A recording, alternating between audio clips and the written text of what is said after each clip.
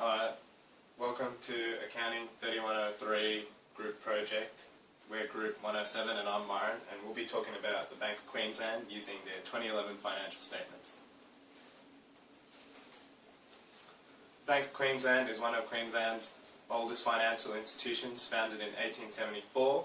Its principal activities involve dealing with commercial banking and other financial related services, and more recently have started in franchising to individuals. For the year 2011, its consolidated profit after tax equitable to the shareholders of the parent was $196 million.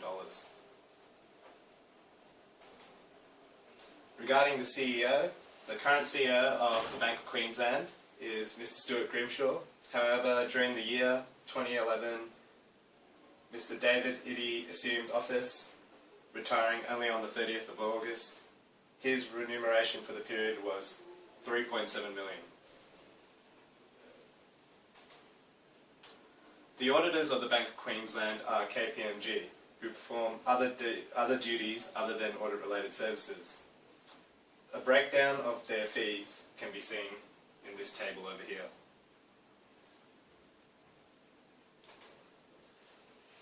The Bank of Queensland is the head entity in a tax consolidated group comprising of 38 Australian-owned subsidiaries. All these subsidiaries are 100% owned and controlled by the Bank of Queensland.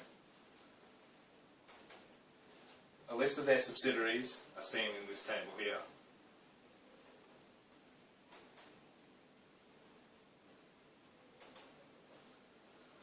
The Bank of Queensland also has 8 investments in jointly controlled entities. The principal activities of these joint ventures are land, subdivisions, development and sale. I'll be now handing it over to Stuart, who will continue the presentation.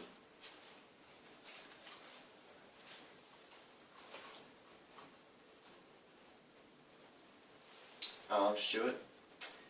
As you can see, the carrying amount for goodwill was $444.4 million for the year ended 2011.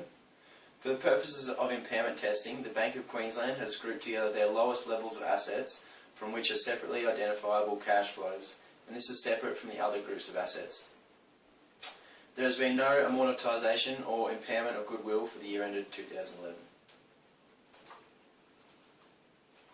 The bank is a head entity in the tax consolidation group, comprising of all Australian wholly owned subsidiaries. The implementation date for the tax consolidation group was the 1st of September 2004. My name's Jackson. I'll be finishing the presentation. The interest in jointly controlled operations and assets are as stated previously, and they're the same as the investments in the jointly controlled entities. As per AASB 114, a business segment is a distinguishable component of an entity that is engaged in providing an individual product or service or a group of related products or services, and that is subject to risks and returns that are different from those of other business segments. Due to this distinction, the bank is comprised of 2 operating segments. The basis for this segment disclosure is based on the products and services of the bank.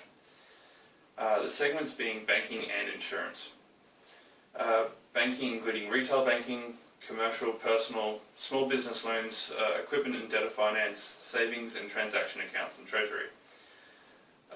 The insurance involving life insurance and income protection insurance. The segmentation of the products and services allows the monitoring of performance, evaluating operating profit or loss of the segment, which in some respects is measured differently to the overall profit and loss of the consolidated financial statements. There is no distinct geographical segment within the financial report, as the principal operations of the consolidated entity are located within Australia and more specifically Queensland. The following diagram represents the group structure, including the 100% owned subsidiaries and the joint controlled entities. The following accounting methods are taken from the accompanying notes to the financial statements and provide explanation as to the accounting methods used by the banks. As for control, the subsidiaries are entities controlled by the bank. These in reference to ASB 3 and 127.